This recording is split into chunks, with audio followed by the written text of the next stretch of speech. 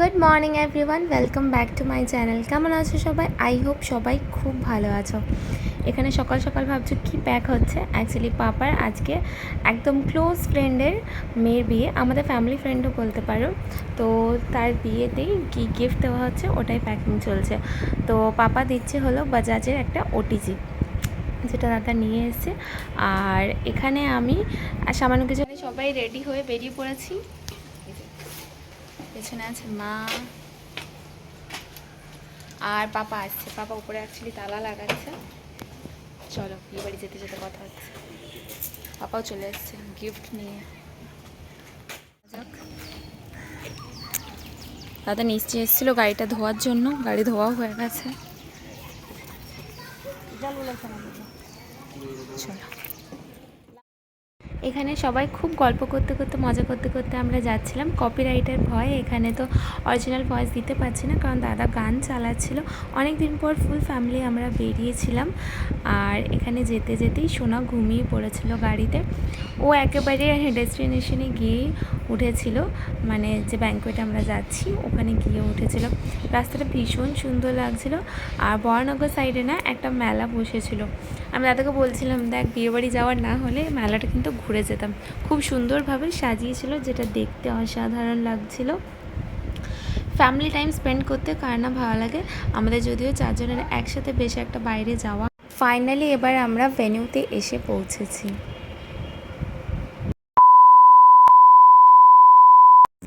আমরা আজকে বিয়েবাড়ি অ্যাটেন্ড করতে এসেছি হলো সোদপুরে। আমাদের বাড়ি থেকে 1 ঘন্টা মতো লেগেছে এখানে আসার জন্য। আর ঢুকেই দেখো এত সুন্দর ভিউ, মানে এত সুন্দর সাজিয়েছিল, দেখেই মনটা ভরে গেল। আর আজকে যার বিয়েতে এসেছি পাপার ফ্রেন্ডের মেয়ে, প্লাস ও আমারও ফ্রেন্ড হয়, কারণ আমরা সমবয়সী। আর সব থেকে বেস্ট পার্ট কী জানো, যখন আমরা ঢুকছি তখন ব্রাইডেরও এন্ট্রি হচ্ছিল। মানে এখানে দেখছি আমরাও ঢুকছি আর ব্রাইডও এন্ট্রি নিচ্ছে। এখানে ওর ফটো সেশন চলছিল। তো খুব ভালো লাগলো ঢুকতেই ওকে দেখে। আর এত প্রিটি লাগছিল ওকে দেখতে, মানে খুব সুন্দর।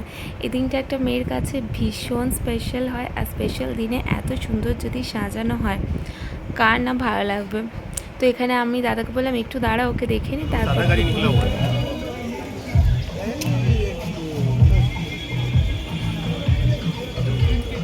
এখানে এত সুন্দরভাবে ওয়েলকাম করা হচ্ছিল। সোনাকে ঢোকার সময় একটা টিপ পরিয়ে দিয়েছে আর ওপর দিয়ে ফুল দিচ্ছিল। ভীষণ সুন্দর লাগলো, একদম গ্র্যান্ড ওয়েলকাম। আর ভেতরটা দেখো কি সুন্দর সাজিয়েছে না। ব্যাঙ্কোয়েটটা ভীষণ বড় ছিল, বিশাল বড়। আর এত সুন্দর সাজানো গোছানো। এখানে পাপা সব ফ্রেন্ডদের সাথে দেখা করাচ্ছিল সোনাকে, কারণ সোনাকে দেখার জন্য সবাই ভীষণ এক্সাইটেড থাকে। সবাই ওকে ফটোতেই দেখে বেশিরভাগ, সামনাসামনি দেখতে পেয়ে ভীষণ সবাই খুশিও হয়েছিল। আর এখানে ঢোকার সাথে একটা ওয়েলকাম ড্রিঙ্ক সার্ভ করা হচ্ছিলো, যেটা একটা ম্যাঙ্গো শেক ছিল, এছাড়াও ছিল ওরিও শেক। তো আমি এখন অবধি কিছু নিইনি। পাপা ট্রাই করে বললো যে ভীষণ ভালো খেতে, তুই খেয়ে দেখ। আমি বললাম আমি আগে 4-5টা ঘুরে নিই। এতটাই সুন্দর, আমি তো চারিদিকে দেখছিলাম যে কোথায় ভালো ফটো আসবে, কোথায় ভিডিও। আর এত সুন্দর সাজানো ছিল না, মানে আমরা যখন পৌঁছেছিলাম না তখন ব্রাইডের জাস্ট সবে ঢুকেছিল। তো খুব একটা ভিড় তখনও হয়নি, আর লোকজন এসছিল বাট খুব আসেনি। তো আমি পাপাকে বললাম এই ফাঁকা সময়ে একটু ঘুরে দেখে নিই 4-5টা কোথায় কি কি আছে। আর পাপাকে বললাম তার সাথে তুমি আমার একটু ভিডিও করে দাও, কারণ কোথাও বিয়ে বাড়ি গেলে একটু ফটো সেশন না করলে হয়, এই জিনিসগুলোই তো মনে থাকবে। তো দাদা এখনও আসেনি, ও গেছে গাড়ি পার্কিং করতে। ও পার্কিং করে আসুক, তারপর দাদাকে বলবো আমার কয়েকটা ছবি তুলে দিতে, কারণ পাপা তো সোনাকে নিয়ে বিজি। আর এখানে মা খাচ্ছে হচ্ছে ম্যাঙ্গো শেক। চলো তোমাদের একটু 4-5টা ঘুরে দেখায়। আর এই যে যার জন্য এতক্ষণ ধরে আমি অপেক্ষা করছিলাম যে আমার ফটোগ্রাফার কখন আসবে, এখানে কেট মেরে ও নিজেই ঢুকছে। আমি বললাম কেমন ওয়েলকাম হলো, পুরো গ্র্যান্ড। খাবার দাবারে কিন্তু এখানে ছিল এলাহি আয়োজন, মানে 100 রকমের ওপরে কিন্তু আইটেমস ছিল। আমি চেষ্টা করেছি মানে ভিডিও করার, কিন্তু হতে পারে যে অনেক কিছু মিসিং হয়ে গেছে, কারণ এত কিছু বারবার আসছিল। তো আমি অনেক সময় ওখানে ছিলাম না। তো স্টার্টার নিয়ে না আমি আলাদা একটা শর্টস শ্যুট করেছি, যেটা তোমরা আমার শর্টস। আমি না মাকে অনেকক্ষণ ধরে বলছিলাম যে মা চলো একটুখানি ফুচকা ট্রাই করি। মা ফুচকা খুব একটা খায় না, তো মাকে বললাম তুমি পাপড়ি চাট ট্রাই করো, কিন্তু মা আমার সাথে গেল না ফুচকা খেতে, তো আমারও ফুচকা খাওয়ার হলো না। আর এখানে সোনা একবার এক দুপা করে হাঁটতে শিখেছে, তাই আমাকে বলছিলাম আমার দিকে এগিয়ে আসতে। ও স্মাইলটা দেখো। সোনা কিন্তু এখানে দাঁড়িয়ে দাঁড়িয়ে দেখো চারিদিকটা দেখছে যে কোথায় কি হচ্ছে।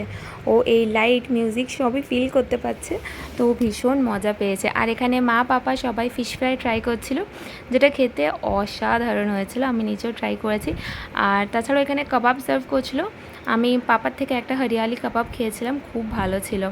এখানে আরও বিভিন্ন রকমের কাবাব ছিল, মালাই।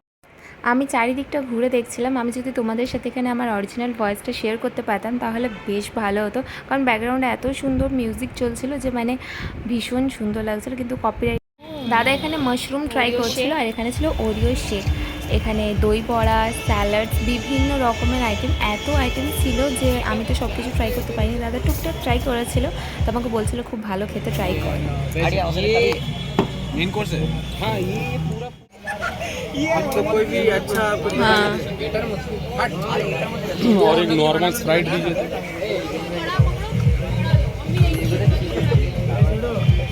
নর্মাল স্প্রাইট খাবি? माँ don't even try it is লেবুটা খেয়ে নিয়েছি সবথেকে ভালো খেতে। আমি তো লেবু আমি তো বললাম না গ্রামের লোক কি হলো ভাই থেকে মারি কি খাবে? লিচি।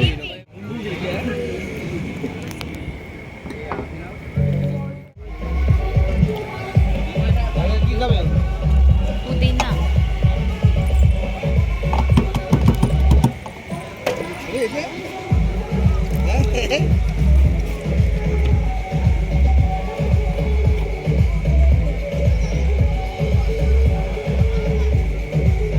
আমি একটুখানি ট্রাই করেছিলাম মিনি পিৎজা, আর তারপরে মোমো আর চাউমিনও ছিল, বাট আমি চাউমিনটা ট্রাই করিনি, বাট দাদা ট্রাই করেছিল, বলছিল ভীষণ সুন্দর খেতে। আর এখানে ছিল মাঞ্চুরিয়ান, এই যে সেই মাশরুমের কথা বলছিলাম, যেটা খেতে খুব ভালো ছিল, তো আমিও নিয়ে নিলাম। আর তার সাথে নিয়েছিলাম একটুখানি পনির টিক্কা, যেটাও খুব ভালো ছিল। আর এখানে ছিল লাইভ পাস্তা কাউন্টার, তো ওরা পছন্দ মতো বানিয়ে দিচ্ছিলো, বাট আমি আর পাস্তা ট্রাই করিনি, কারণ ওখানে ট্রাই করার জন্য আরও অনেক কিছু ছিল। এখানে অনেক শেকও ছিল, ম্যাঙ্গো।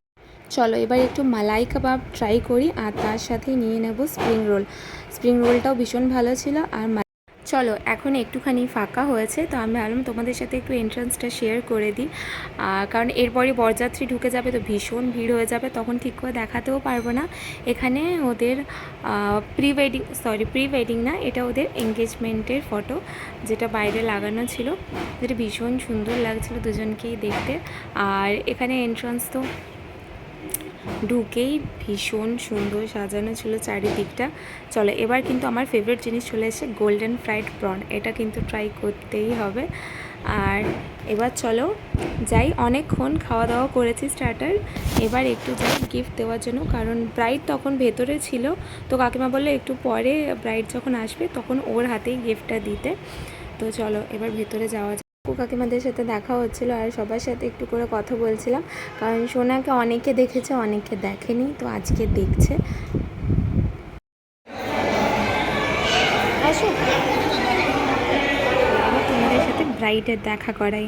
দেখো ব্রাইডকে কি মিষ্টি লাগছে না দেখতে, আমার ভীষণ পছন্দ হয়েছিল ওর সাজটা, আর ওকে দেখতেও খুব সুন্দর। চলো এবার তোমাদের একটু মণ্ডপের দিকটা ঘুরে দেখায়, মণ্ডপটাও কিন্তু খুব সুন্দর করে সাজানো হয়েছিল।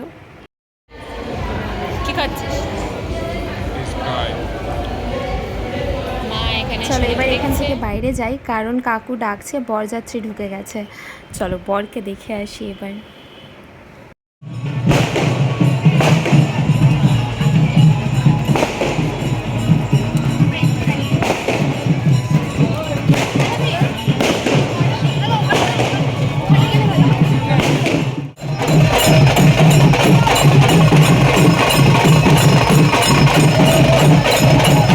অপেক্ষায় সব অবসান শেষ, বর কিন্তু ঢুকে গেছে। আর বরযাত্রীরা এত নাচ করছে সবাই মিলে, তো ওদেরকে দেখে আমারও খুব ইচ্ছে হচ্ছিলো যে একটু নাচ করে নিই, কিন্তু আমি কিছু হোক ভাবে নিজেকে একটু কন্ট্রোল করলাম, আর ভাবলাম না চলো এবার যাই, দেখি ভেতরের দিকে যাওয়া যাক, কারণ এখানে এখানে কিন্তু এত ভিড় আর এত লোকের মাঝেও সোনা কেন খুশি বলো তো, কারণ ও ওপরে ড্রোন দেখতে পেয়েছে আর ও ভীষণ মজা পেয়েছে ওর মামাইয়ের সাথে ওই ড্রোনটাকে দেখতে। ও ভাবছে যে ওপরে ওটা কি হচ্ছে, ওর হাসি দেখে মনে হচ্ছিলো যে ওকে এবার একটা ড্রোন কিনে দিতেই হবে, কারণ ভীষণ খুশি হয়েছে ওটা দেখে। দেখো বারবার বলছে ওপরে দেখো। আর এখানে নতুন বরকে মানে ব্রাইডের ভাইয়েরা কোলে করে নিয়ে আসছিল। এটাও একটা রিচুয়ালস, যেটাতে মনে হয় যে মেয়ের ভাই বা দাদাদেরকে নিয়ে আসতে হয়, তো ওরা নিয়ে আসছিল এভাবে।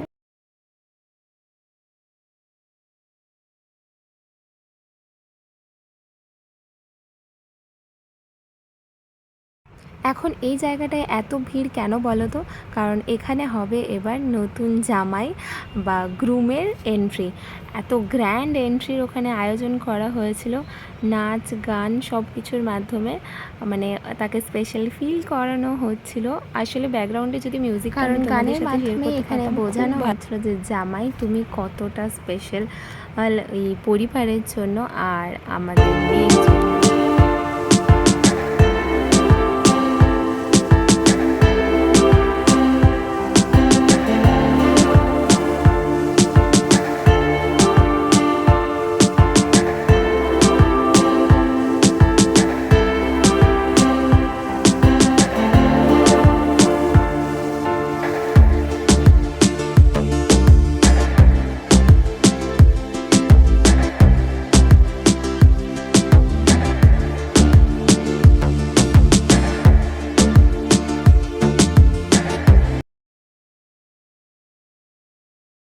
এখানে গ্রুমের এন্ট্রি দেখতে দেখতে আমার খুব খিদে পেয়ে গেছিলো, তো আমি চলে এসেছিলাম ডেজার্ট কাউন্টারে।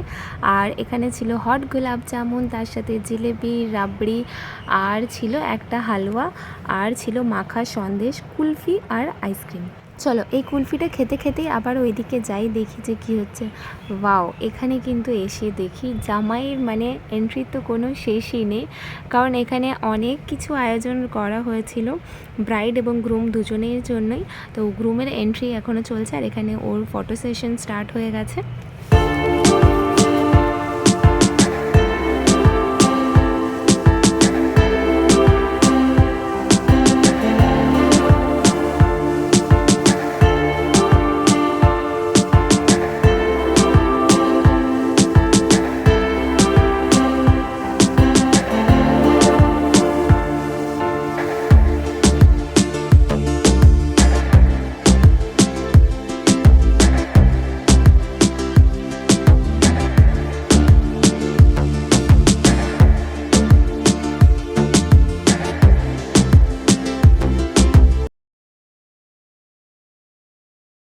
এখানে কিন্তু সবাই আবার প্রিপারেশনে লেগে পড়েছে দেখো, কারণ এবার হবে ব্রাইডের এন্ট্রি।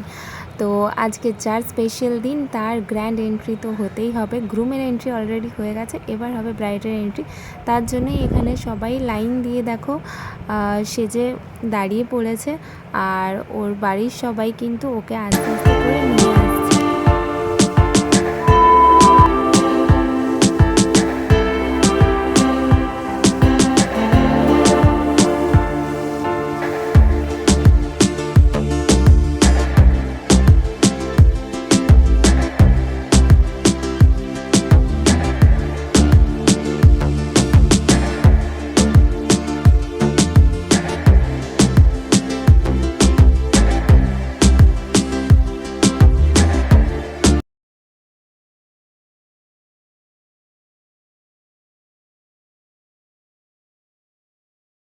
বিয়ে হলো জীবনের সব থেকে স্পেশাল একটা মুহূর্ত, আর এই মুহূর্তগুলোকে আরও সুন্দর করে তোলে এই জিনিসগুলো। মানে ওর এন্ট্রিটা দেখে এত ভালো লাগছিল যে আজকে হলো ওরই দিন, আর ওর দিনটাকে আরও সুন্দর করে তোলার জন্য দেখো কতজন এফোর্ট লাগাচ্ছে। এই মুহূর্তগুলো আর জীবনে কখনোই ফেরত আসবে না, তো এই মুহূর্তগুলোকে যতটা এনজয় করে নেওয়া যায় ততটাই করে নেওয়া উচিত, কারণ বিয়ে মানে ইমোশনাল একটা দিন, আবার খুশিরও একটা দিন। এগুলো সারা জীবন এবার স্মৃতি হয়ে থেকে যাবে। আমি প্রথমবার কোনো নন বেঙ্গলি বিয়েবাড়ি অ্যাটেন্ড করছি, তো আমার দেখে ভীষণ ভালো লাগছিল ওদের সবাইকে।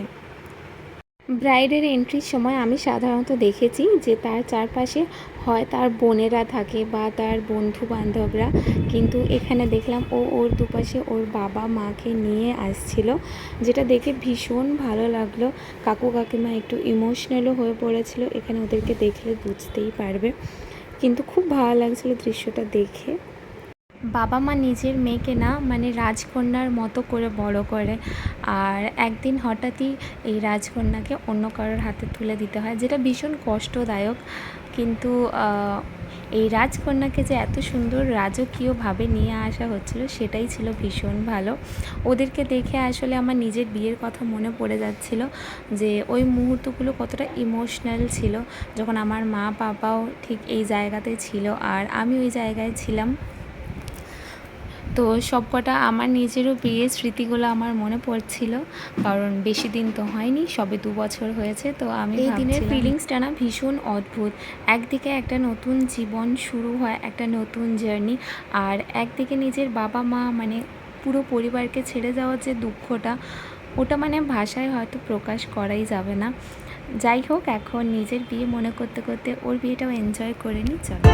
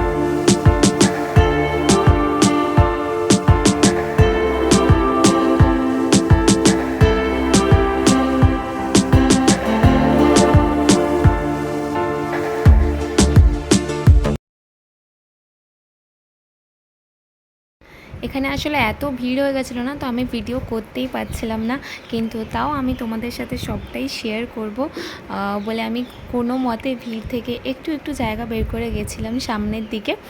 আর এখানে ও 2 বোন চলে এসেছিলো, দুজন দুদিকে মালা নিয়ে, কারণ এবার ওদের মালা বদলের সময় হয়ে গেছে, আর নতুন জীবনের পথ চলা এখান থেকেই শুরু হয়ে গেল।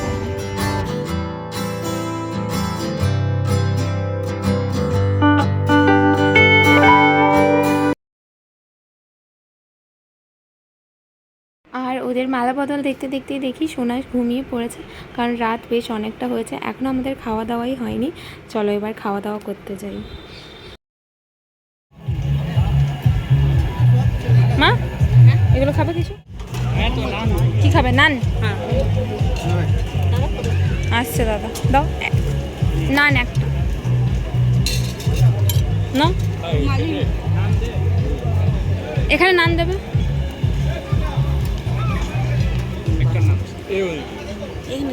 কিমা চানা, এটা চিকেন কিমা? मटन मटन আমার না, নাও তুমি নাও। প্রন এটা না, চিংড়ি মাছ আছে।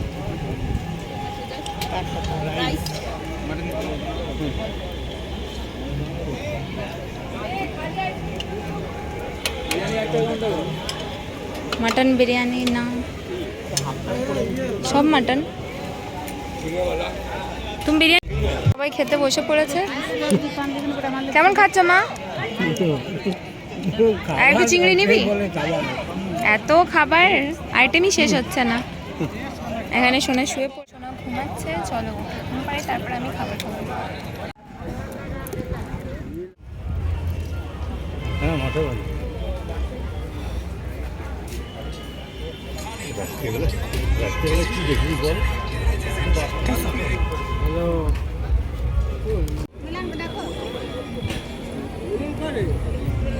আমি কি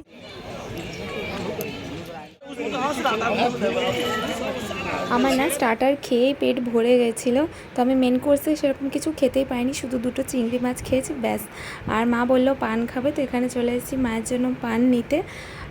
পান আমি খাই না একদমই, তো মায়ের জন্য মিষ্টি পান নিয়ে নিই। আর চলো তারপর এখান থেকে বেরোনো যাক, কারণ অনেক রাত হয়ে গেছে, এবার আমাদের যেতেও হবে।